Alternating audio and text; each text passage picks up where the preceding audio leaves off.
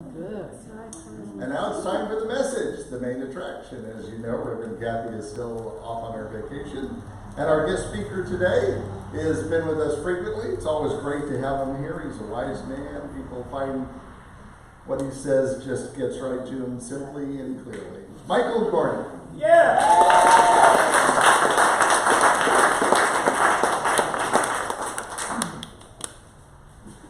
Good morning. Aloha, everyone. Thank you, Lonnie. That was beautiful. It's great to be here. Some of you may not know me. My name is Michael, and I'm with the Polestar community near Kapoho. And we are on sort of a long, strange trip with Pele having visited us last year, and our main house, community center, burning down, and our temple. And fortunately, just to give you a quick update, the lava actually never touched the Polestar property. The fire got both the house and the temple.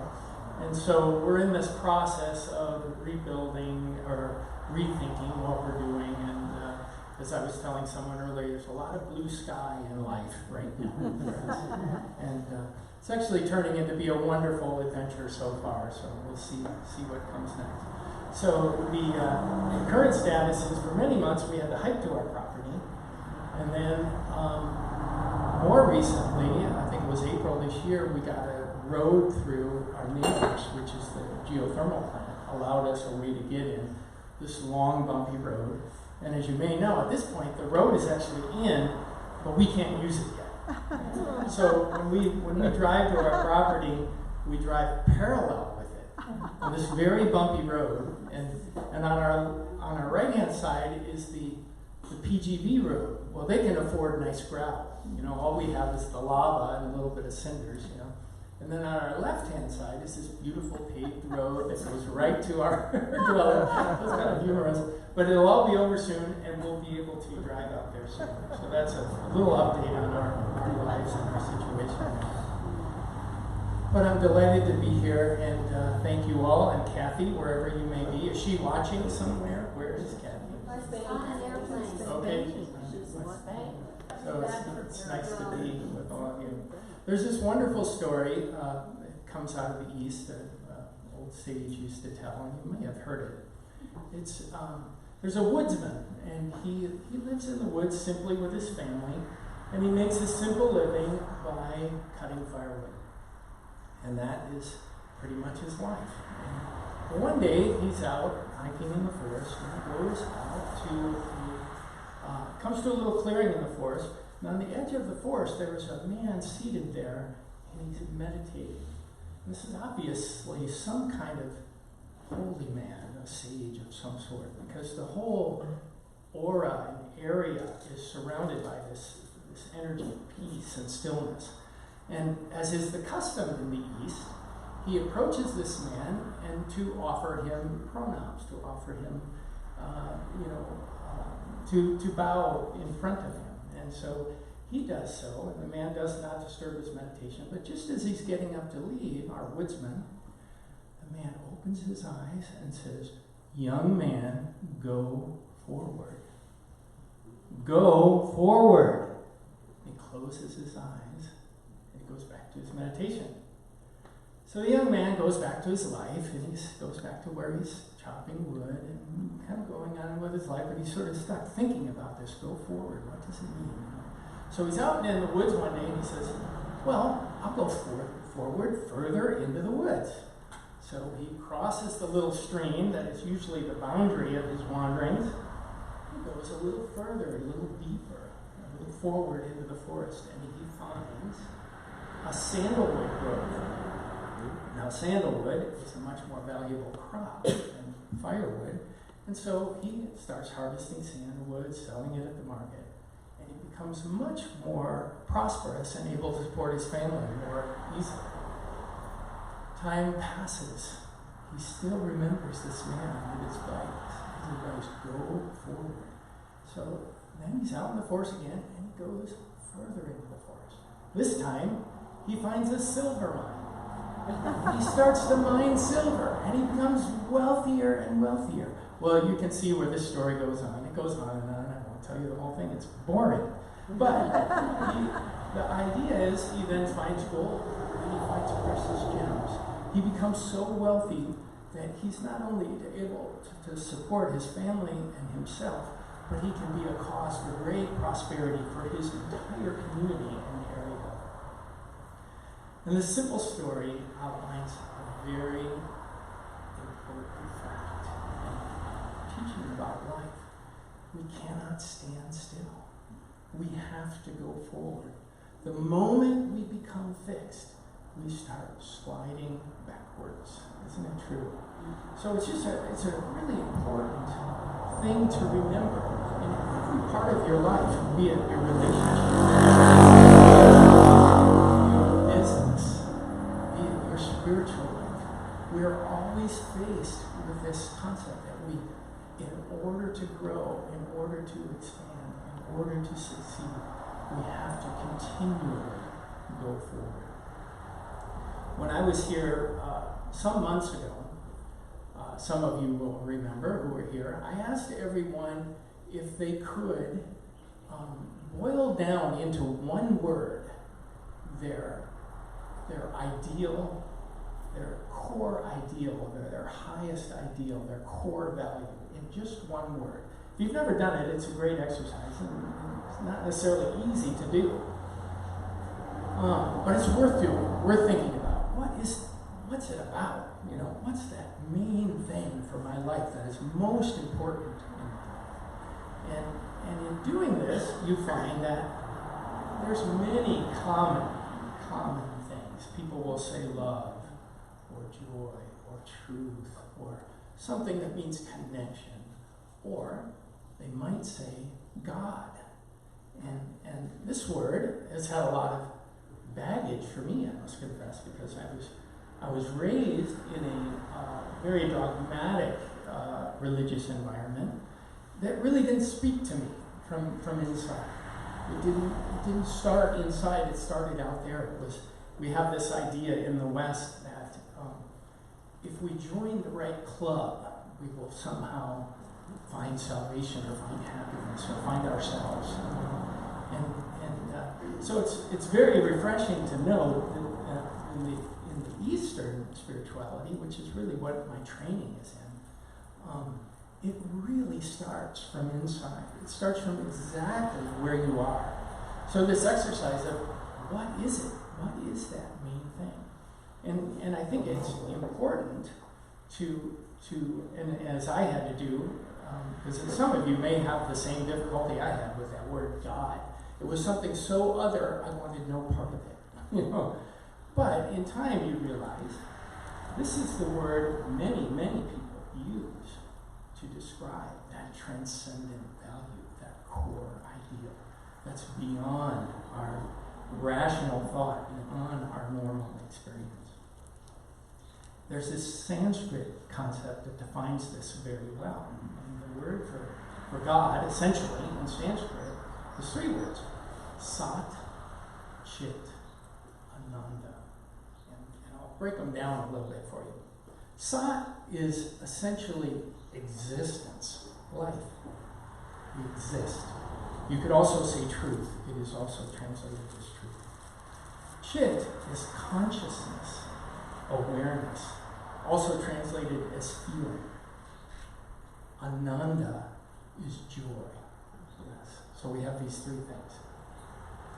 And it's actually very intuitive if you think about it for a moment.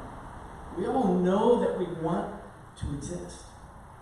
We want to live. We could not breathe another breath, probably, if we did not have that core desire somewhere in our makeup.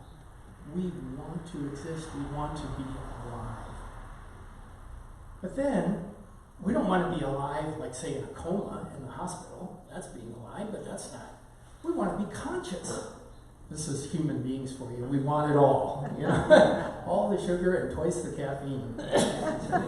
So we want to be conscious of the fact that we are alive.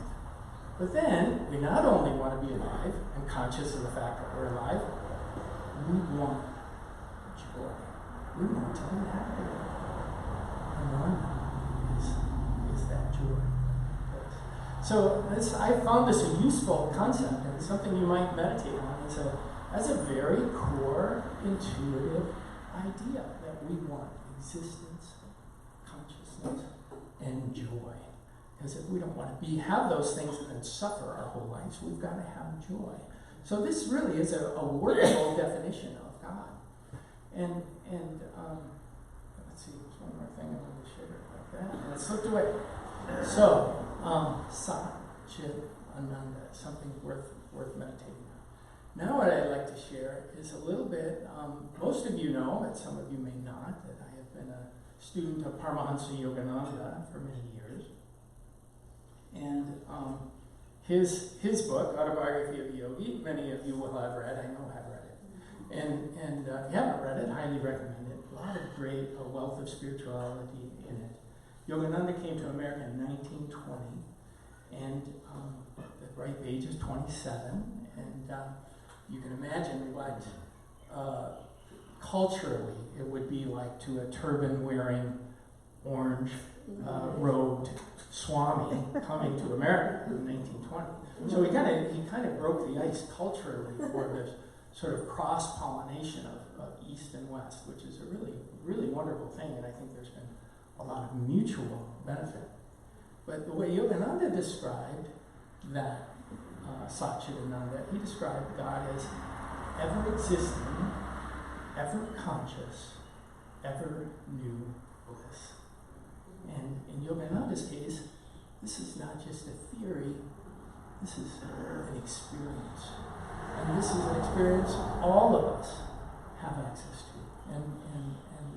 And probably all of us have at least a taste of it somewhere in our life.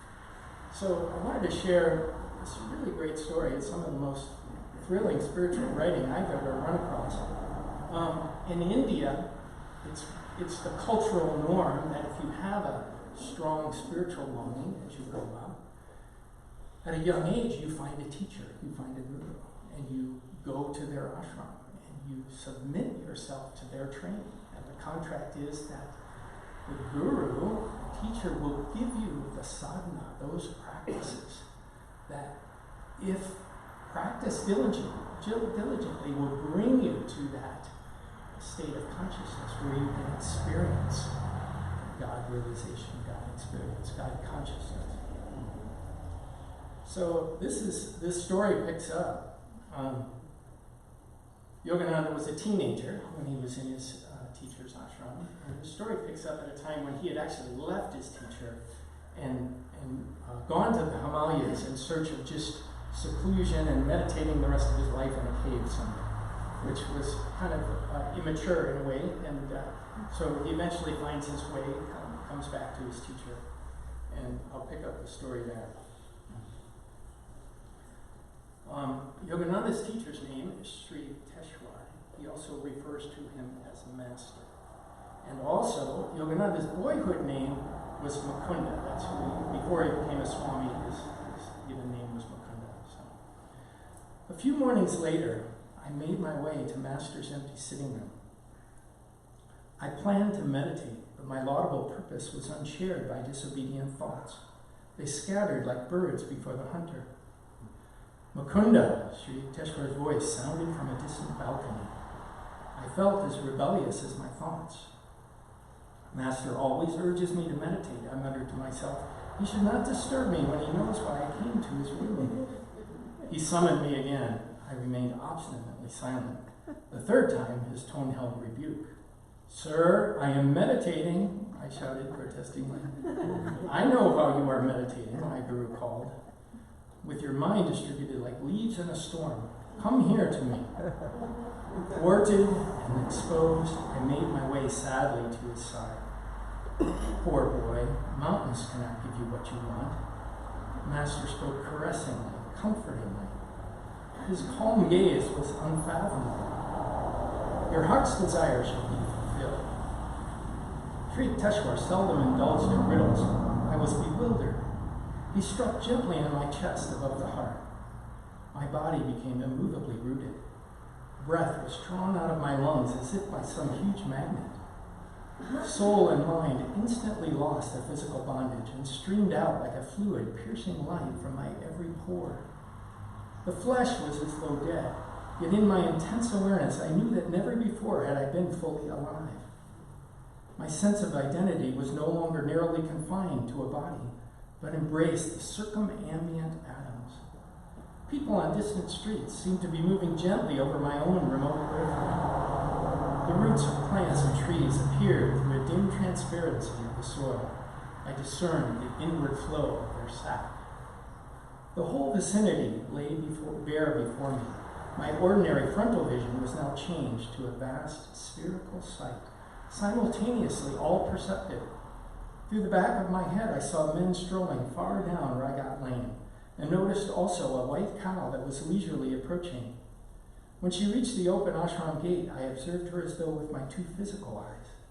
After she had passed behind the brick wall of the courtyard, I saw her clearly still. All objects within my panoramic gaze trembled and vibrated like quick motion pictures. My body, masters, the pillared courtyard, the furniture, the floor, the trees and sunshine occasionally became violently agitated until all melted into a luminescent sea, even as sugar crystals thrown into a glass of water dissolve after being shaken. So he goes on in this vein for several more paragraphs describing this experience in cosmic consciousness as he described it. And I'm going to skip to near the end. I cognized the center of the Empyrean. Oh, I'm sorry. I need to go here. An oceanic joy broke upon calm, endless shores of my soul. The Spirit of God, I realized, is exhaustless bliss. His body is countless tissues of light. I cognized the center of the Empyrean as a point of intuitive perception in my heart. Irradiating splendor issued from my nucleus to every part of the universal structure. Blissful Amrita, nectar of immortality, pulsated through me with a quicksilver-like fluidity. The creative voice of God I heard resounding as Om, the vibration of the cosmic motor. Suddenly, the breath returned to my lungs. With a disappointment almost unbearable, I realized that my infinite immensity was lost. Once more, I was limited to the humiliating cage of a body, not easily accommodative to the spirit. Like a prodigal child, I had run away from my macrocosmic home and had imprisoned myself in a narrow microcosm. My guru was standing motionless before me. I started to prostrate myself at his holy feet in gratitude for his having bestowed on me the experience of cosmic consciousness that I had long passionately sought. He held me upright and said quietly, "You must not get overdrunk with ecstasy. Much work yet remains for you in the world. Come, let us sweep the balcony floor, then we shall walk by the Ganges." I fetched a broom. Master, I knew, was teaching me the secret of balanced living. The soul must stretch over the cosmogonic abysses while the body performs its daily duties. So there's some very beautiful and powerful passages in there. And for many of you, possibly there's something about this that strikes a chord. That this is, although not maybe consciously in our everyday reach, we have touched this point of consciousness somewhere in our lives. I wanted to revisit just a few of the points. An oceanic joy broke upon calm endless shores of my soul. The Spirit of God, I realized, is exhaustless bliss. What a concept to have of the divine. Emerson has this sort of tart comment about atheists, which I considered myself one at the end of my 12 years of Catholic schooling. And, he said, "They see no gods because they harbor none. And they see no gods because they harbor none." So put that God in your harbor. That joy, countless, endless joy, countless tissues of light. We have to cultivate the awareness of the divine. It is within us, but we have wandered far, far away from it. It reminds me of a Far Side comic I saw once. You always see God in Far Side, it's this old white guy, and he's got a keyboard in front of him, and one of the keys on the keyboard is smite. And then he's looking down from heaven down below him, and there's this man standing there, and there's a piano hovering over his head. He's about to hit the smite button. So anyway, not a great image of God to have in your harbor, so to speak. So here's the other one that's really striking to me. I cognize the center of the Imperium as a point of intuitive perception in my own heart. God, that is where the universe begins and ends. We all live right at the center. For all our going out and seeking, it is never separate from us. And so to understand where that center is so important, and to begin to let go of the striving that we all do with our normal restless minds, trying to fill that void and just to be in that place of intuitive perception where we be still and we know where God is. So very, very powerful. And then the last one, of course, is my favorite. So he has this cosmic experience, and at the end of which his teacher says, grab a broom, get to work. Boy, this is life all over, isn't it? As Thoreau puts it, we descend to greet each other. We have to come out of that cosmic experience and perform our dharma in the world, pay the bills, raise our children, be a friend, be in relationships, all the mundane things that are not really mundane if we understand them. But nevertheless, this is the secret of balanced living. Yogananda has a quote that's very instructive in this regard.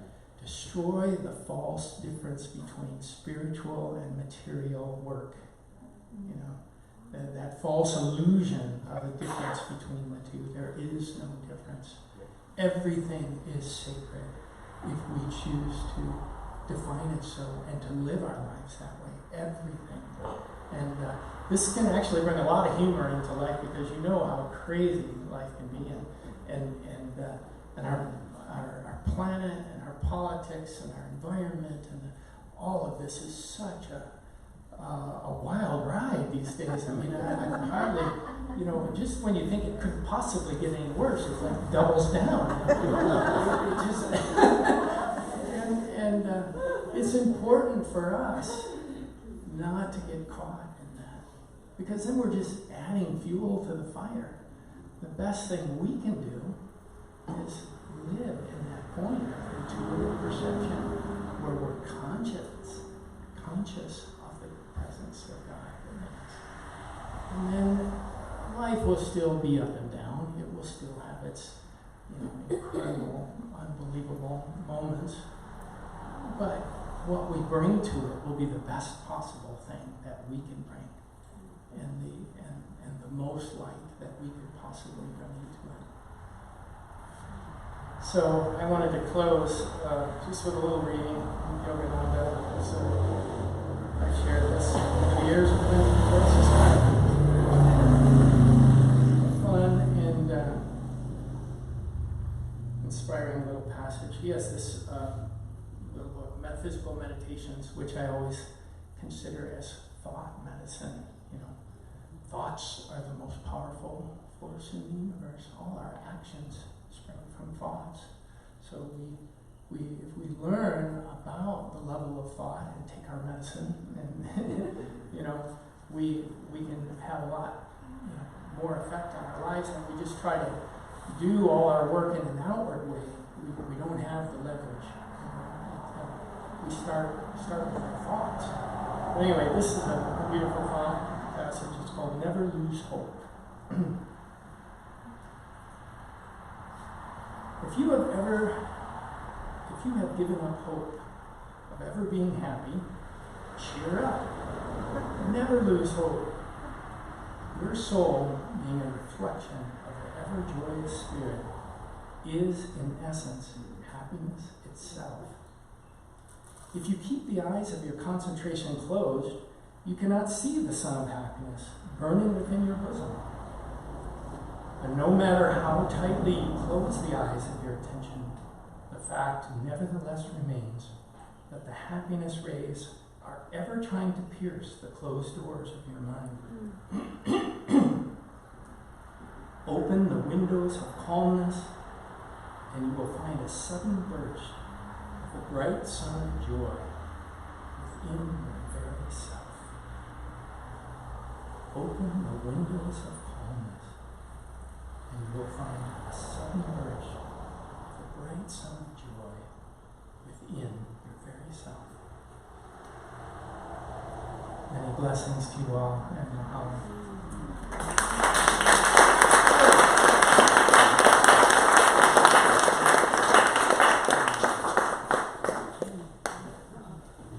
Well, thank you so much, Mike. And now it's time for what we call conscious giving, where we give back something if we feel so inclined to support the spiritual home. If you're watching on video, there's a link real close by. You can very easily go to PayPal and send us a little something if you're enjoying and getting value from this.